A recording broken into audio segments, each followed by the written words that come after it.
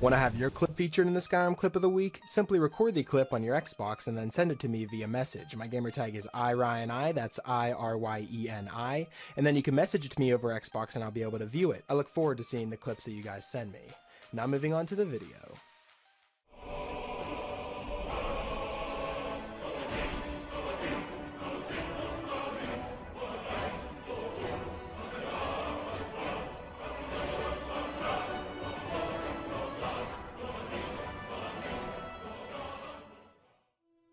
Hey, what's up guys, it's Ryan, and welcome back to another episode of Modded Monday. We're on week number 211 now, guys. I've picked out 5 new mods for you guys to check out, and perhaps add them to your load order if you find them interesting. But like always, before we jump into them, I want to remind you guys that I'm partnered with Gamersups, which in my opinion is the best energy drink on the market. So if you're looking for a better alternative to those gas station energy drinks that are really bad for you, try out Gamersups and use my link down below. You can also use the code RTD for a 10% discount on all your drinks, and I'd love to hear what you guys think of the drink as well. So if you do end up trying it, definitely let me know what you think about it in the comments down below. Now that all that's out of the way, we can jump into this week's mods, and starting us off we have the Silvertongue Speechcraft Abilities mod. Now the mod page reads that this mod adds 6 new abilities to Speechcraft. These include Ceasefire, Threaten, Confidence, Engage, Embolden, and Subdue, and the idea is to encourage the player to train in Speechcraft and allow him to make use of this skill outside of dialogue. Speechcraft and its perks are however not required to make use of the ability's basic effects.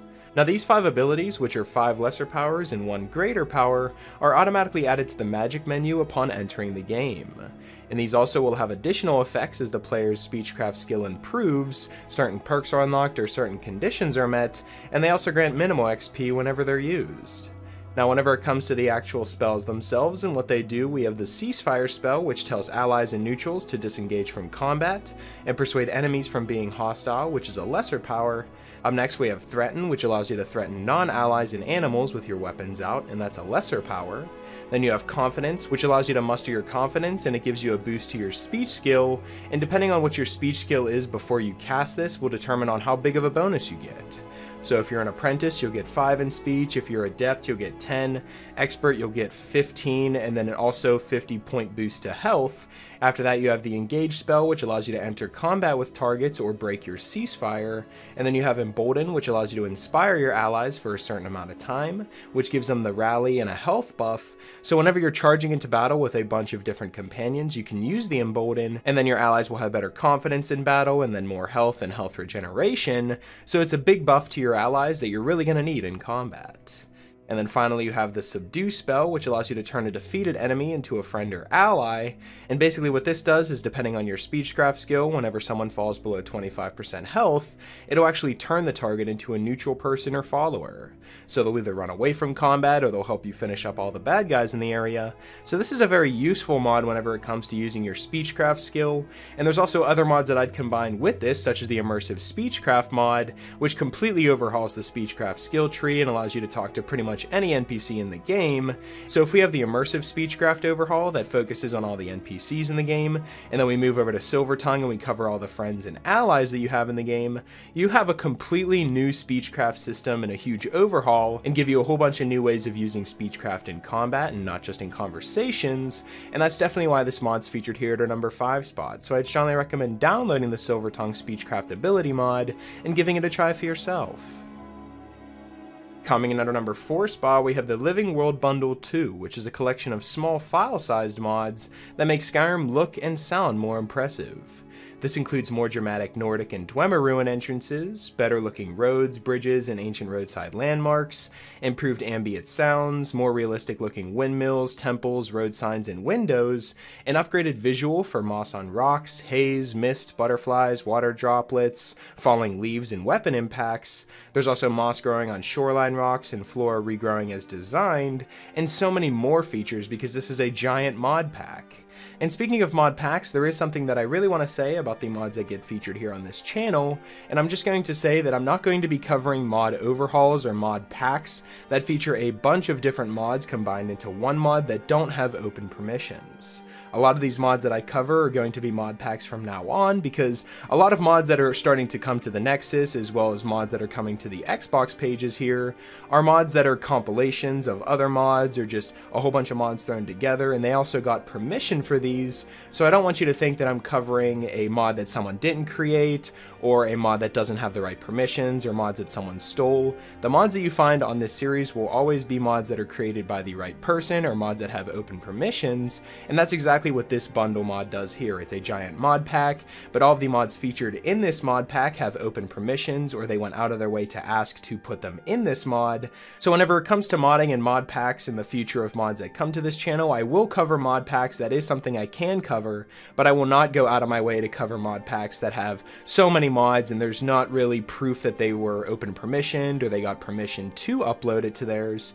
Making mods is incredibly difficult, and especially the fact that a lot of these people do it for free, so I will say I would only recommend downloading either the mod packs that I cover on this channel or actually looking for permissions whenever it comes to mod packs, because mod packs that grab a whole bunch of mods that someone else made and then they don't credit them or they maybe say it's theirs, that's a huge disrespectful slap in the face to those mod creators. So I just quickly wanted to make clear that I won't cover any stolen mods on this channel, so that's not something you're going to have to worry about.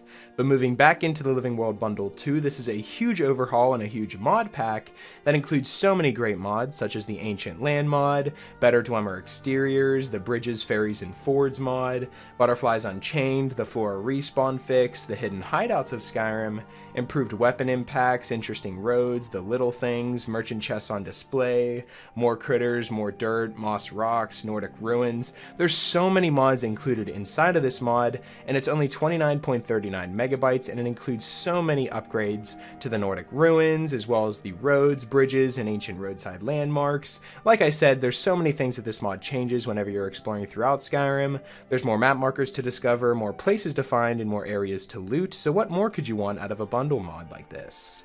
And that's definitely why it's coming in at our number 4 spot, so I'd strongly recommend downloading the Living World Bundle 2 mod. Coming in at our number 3 spot, we have a very small but amazing magic mod called Enhanced Magic.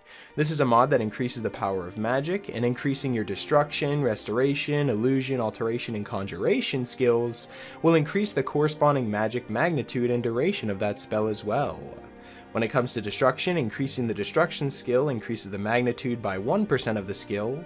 Same for restoration, illusion, alteration, and conjuration. So that means that the default flame spell that you get from the beginning of the game will get more and more powerful as you raise your destruction skill, which is something that I thought should always happen to your spells so you don't get bored of them. Now, there's something that I've always noticed about the magic in Skyrim, and that's whenever you upgrade to the next skill tier, whether you move from like a flame spell to a fireball spell, or like frostbite to blizzard, you never actually end up going back to the previous spell and using that ever again, because it's just so much weaker. This mod makes it so the spells in question actually raise as your skill increases, so the Blizzard as well as the Firebolt, Fireball will have similar damages, but of course the Fireball is still always going to be the more powerful one because it's an expert and not an apprentice spell. But the bottom line of it is, if you have a high destruction skill, you can still get away with using that default flame spell. It's not just going to be a useless spell that does no damage at all, because it's no longer reflected on the level that you picked it up at, it's now reflected of the skill that you have in that actual category now.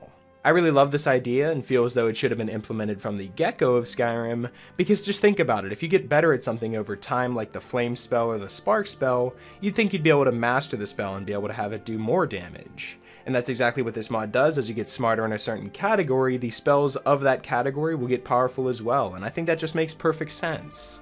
So that's definitely why this Enhanced Magic mod comes in at our number 3 spot, so I'd strongly recommend downloading it.